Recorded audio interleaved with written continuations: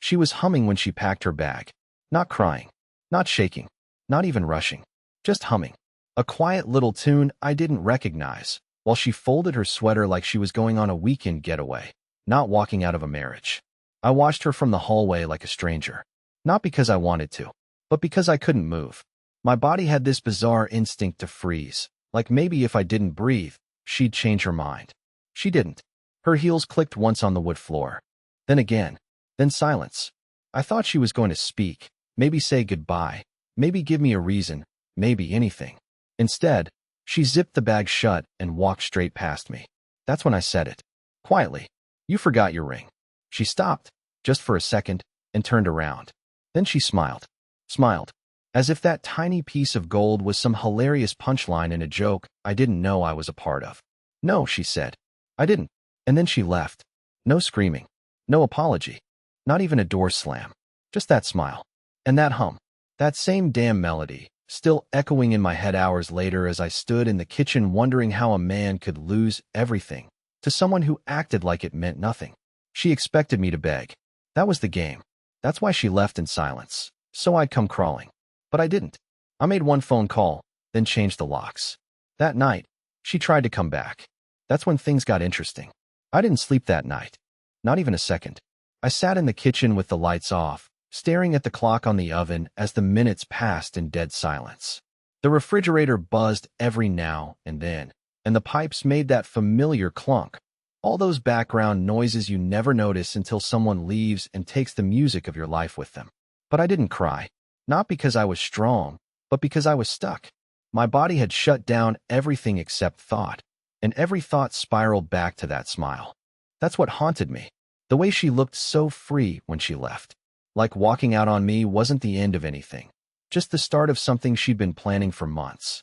I kept thinking, what did I miss? Did she ever love me? Was this all just convenience until someone better came along? Did I stop being enough the moment I became predictable? I didn't have answers, but I had one small victory. The locks. I changed them that afternoon. I don't know what came over me, but something inside me refused to be a backup plan. If she was going to leave, then she didn't get to float back in when her little fantasy fell apart.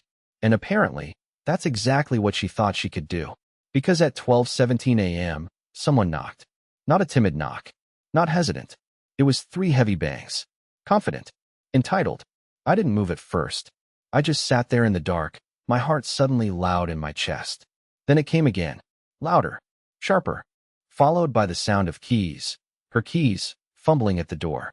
And then, finally, Ferris opened the door. No panic in her voice. No sorrow. Just annoyance, like I had inconvenienced her by locking her out of the home she abandoned 12 hours ago. I stood in the kitchen, staring through the hallway shadows toward the door, and I swear, my hands were shaking. Not because I wanted her back, but because I didn't. And that terrified me. You changed the locks? She asked. Still on the other side, still trying the key. Seriously? I stayed quiet. I wanted to hear what she'd say next. I needed to know if this was some kind of test, or guilt trip, or maybe, just maybe, a genuine moment of regret. Instead, she said something that made the cold in my chest go nuclear. This isn't funny. Let me in. He left. My stomach twisted. So that was it.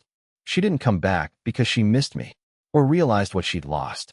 She came back because he, whoever he was, decided she wasn't worth keeping. She expected me to welcome her like a fool. But I stood there, in the dark, and whispered to myself, no, not this time. And then I walked away from the door, slowly, steadily, and let her knock until she got tired. She had left humming. Now she was crying. But I wasn't listening. I didn't go to the door that night, not even after the knocking turned into pleading, and the pleading turned into silence. I waited until morning. Not because I needed sleep. I couldn't close my eyes even if I tried. But because something in me wanted her to know the door wasn't just locked. She was locked out. When I finally opened it the next day, she was gone. But she had left her mark. Her perfume was faint in the air, like smoke after a fire, and a single heel was lying on the welcome mat like a forgotten offering. I picked it up and placed it in the closet without a second thought. That was the first moment I felt power. Not revenge. Not anger. Just the kind of quiet clarity you only get after someone breaks your heart in slow motion and assumes you'll just stand there smiling through the splinters.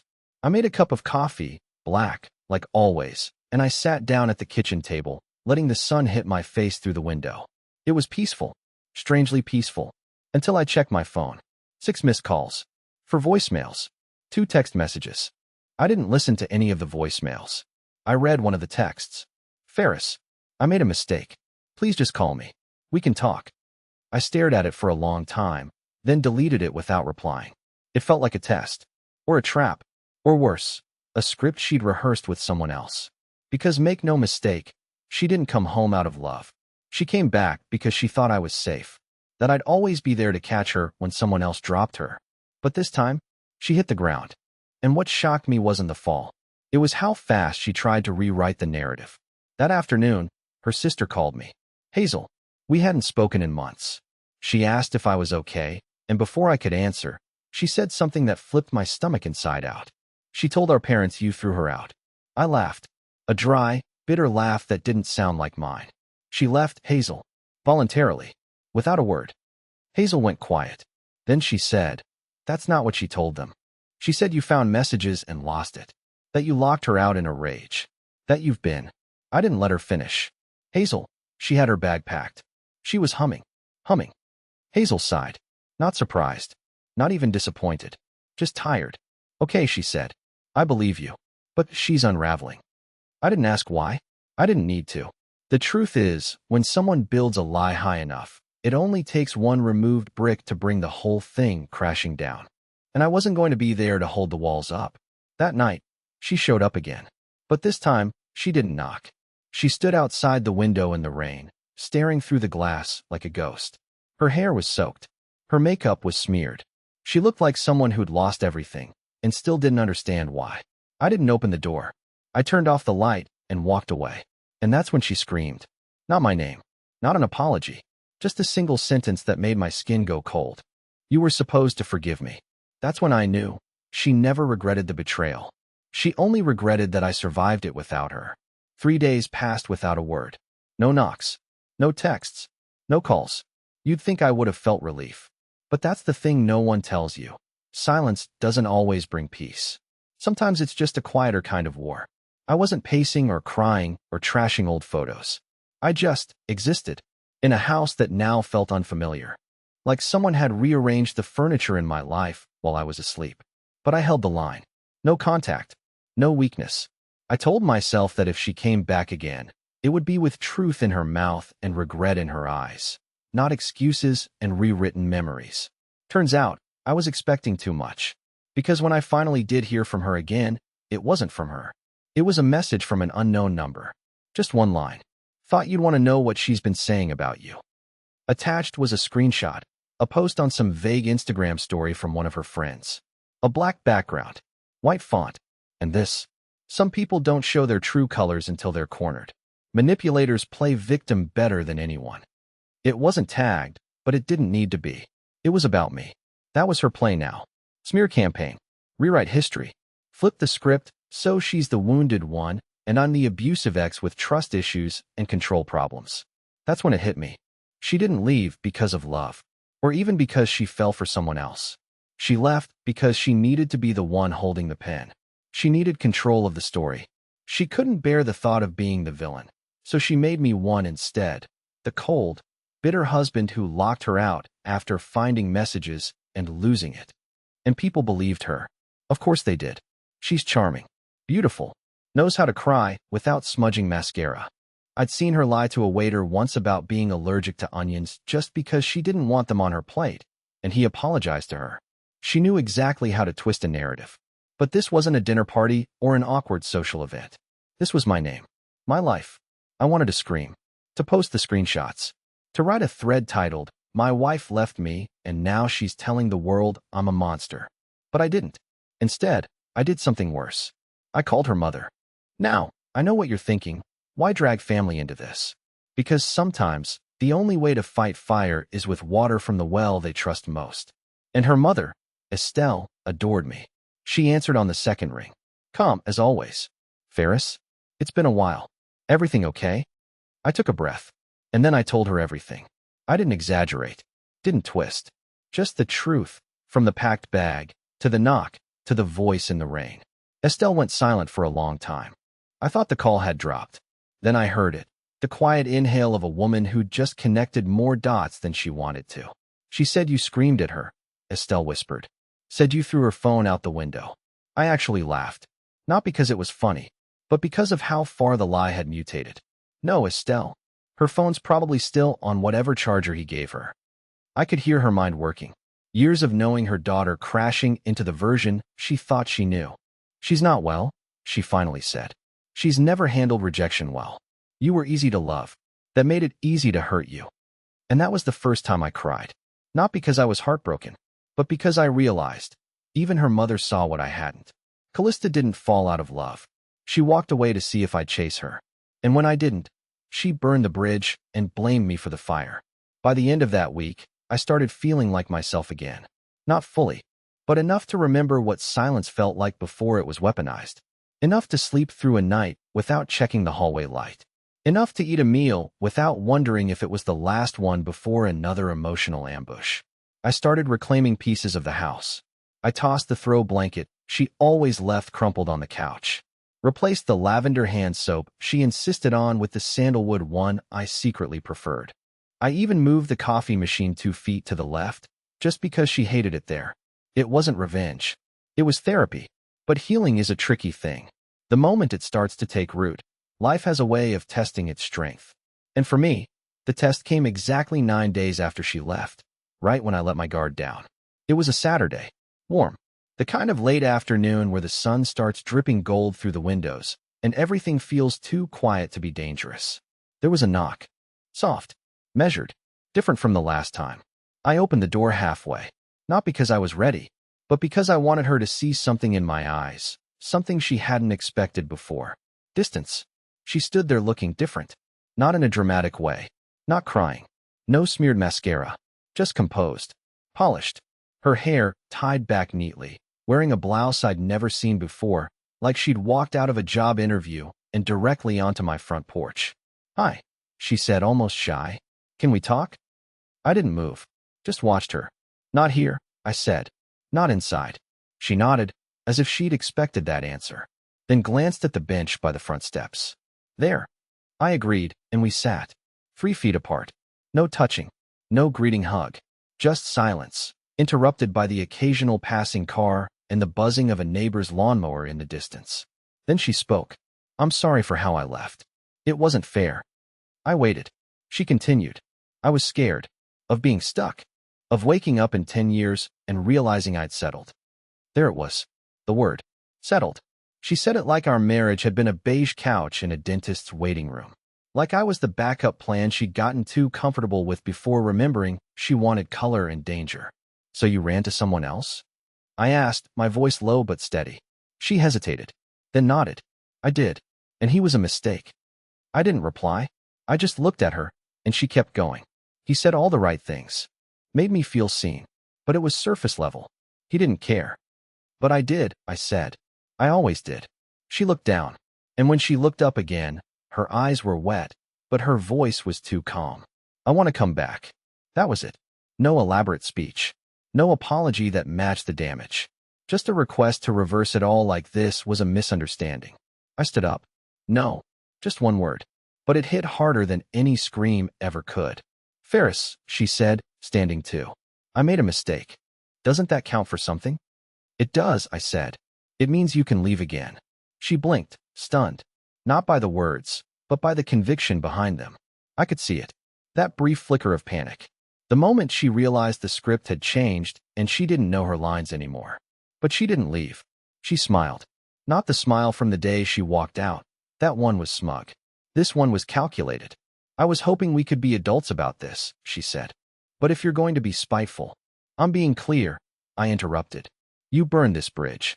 I just made sure there's no wood left to rebuild it. She nodded slowly, then pulled something from her purse. A manila envelope.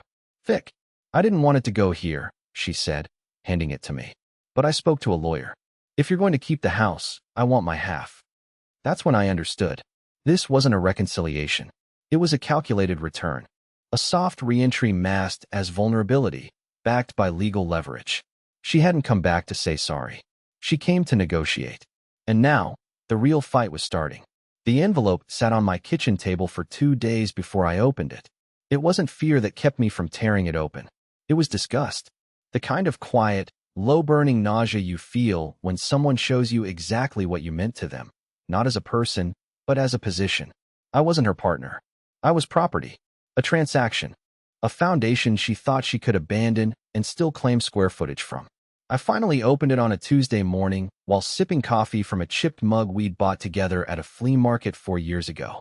She had picked it because it said, "Love doesn't ask permission," in sloppy cursive across the side.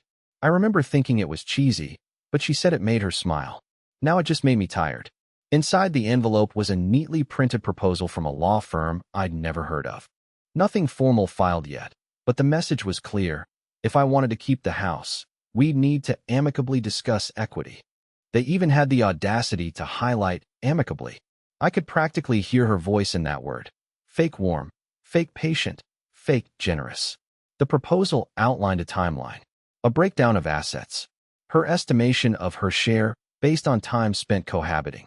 The phrase emotional contribution to household was actually in there. I had to read that part twice.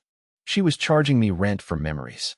I didn't call her, didn't rage text, didn't even send a sarcastic, "nice try." I called my own lawyer instead, a quiet, sharp woman named Corinne who I'd met through a friend a year ago during a property tax audit. She'd been clinical, efficient, and kind in a way that didn't waste time. She called me back the same day after reviewing the letter. "This isn't a demand," she said. "It's bait." "Explain," I said, already gripping the edge of my desk. "She wants a reaction, something she can use as a bargaining chip later. The second you engage emotionally, she gets to reframe the situation. If you yell, you're hostile. If you beg, you're unstable. If you negotiate, she gets what she wants." "So what do?" I asked. "You do nothing. Yet." That was the hardest advice I'd ever followed. But I did. I focused on work, on sleep, on breathing. I went for walks at night, started reading again. Every time her name came up in my mind, I mentally flipped the page. But she didn't stay quiet for long. Exactly 1 week after the envelope incident, she showed up again. Not at the door this time. At my office. I work in a co-op space downtown, big windows, community kitchen, a place I chose because it made me feel less isolated when I transitioned to freelance. She had never once visited me there, didn't even know the suite number. Yet there she was, standing in the glass entryway with that same carefully assembled, hurt but dignified expression, holding a paper bag like she'd brought lunch. She walked in before I could stop her, said hello to the front desk girl like they were old friends, then sat across from me in the lounge like we were on a date. "You've been ignoring me," she said, unwrapping something that smelled like Thai food. "Because there's nothing left to say." "There's always something to say," she replied, pulling out a fork. "You just don't want to hear it. Then say it. But you've got 5 minutes." She paused, then leaned forward. "This isn't how I wanted things to go. I miss you.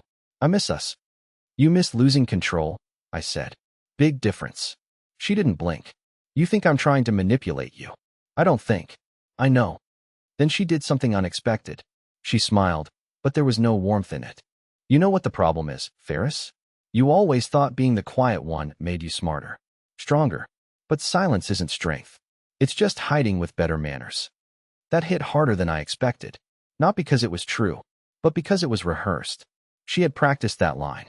She stood up, leaving the bag on the table like it was a parting gift. "Enjoy lunch. I'll be in touch." Then she walked out, slow, graceful, victorious. Like she'd just planted something in my life and was giving it time to grow. And that's when it hit me. This wasn't about the house. It wasn't about the money. It wasn't even about me. It was about control.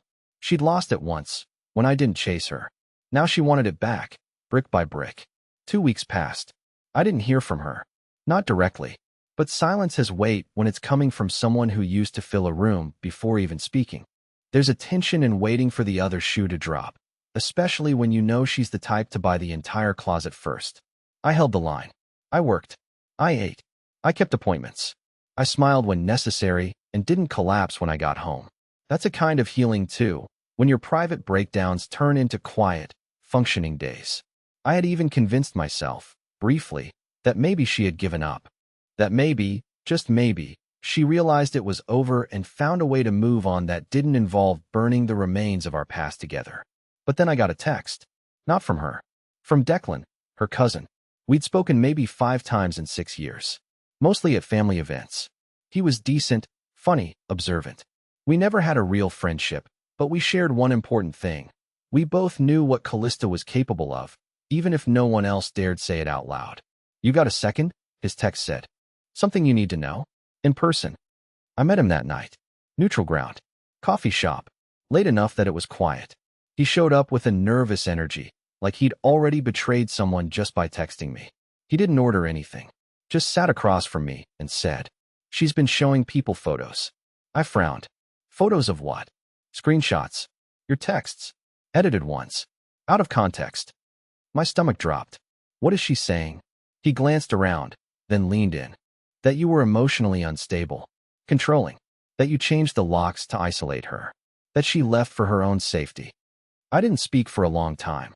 I just stared at the coffee in front of me, watching the swirl of cream that hadn't fully mixed in. Declan kept going. "She's not filing anything yet. But she's talking to people like she already has. She's laying a foundation. Painting a picture of you that isn't true, because it will be true by the time she's done telling it." I looked up at him, my jaw tight. "Why are you telling me this?" He hesitated, then shrugged. "Because you were good to her. I saw that. And because she tried the same thing with her ex before you. She spun stories until people forgot who started the fire." He pulled out his phone, unlocked it, and showed me a photo. A group shot.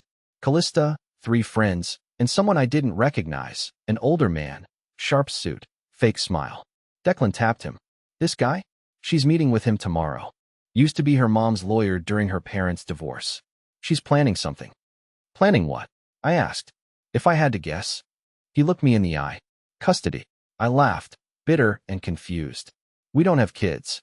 Declan nodded slowly. "No, but she told her friends she's filing for custody of the dog." My laugh died in my throat. It was absurd, petty, ridiculous, but also brilliant. Because Mabel, our old shepherd mix, technically belonged to her on paper. But she hadn't asked about Mabel once since she left. Never came to see her. Never mentioned her. I'd been the one walking her, feeding her, loving her. And now this was her move? "She knows the dog's your heart," Declan said. "She's not doing it because she wants the dog. She's doing it because she knows it's the last thread you still feel something through." I sat back in my chair and realized something that chilled me. She wasn't trying to win me back. She was trying to erase me, ruin my credibility, strip me of my stability, turn me into the version of me that would justify everything she was whispering in other people's ears. She wanted to provoke me, then point and say, "See? Look how he is." And the worst part? It was working. People were beginning to shift. Slowly, subtly. I saw it in the delayed replies. The overly neutral tone from mutual friends. The avoidance. Her smile was back on their faces. In their inboxes. Behind their side eyes. This wasn't a woman recovering from heartbreak. This was a woman at war, and she had no interest in survivors. The subpoena for the dog came in 2 days later. It was surreal. A legal document over a creature that just wanted to chase squirrels and sleep on the foot of my bed. There were signatures, stamps, a scheduled court date.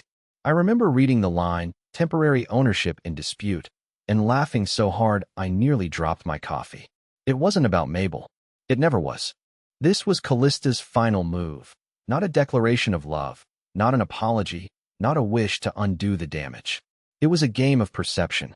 A well-orchestrated campaign to convince everyone I was the villain, and she was the misunderstood protagonist rewriting her story from the ashes.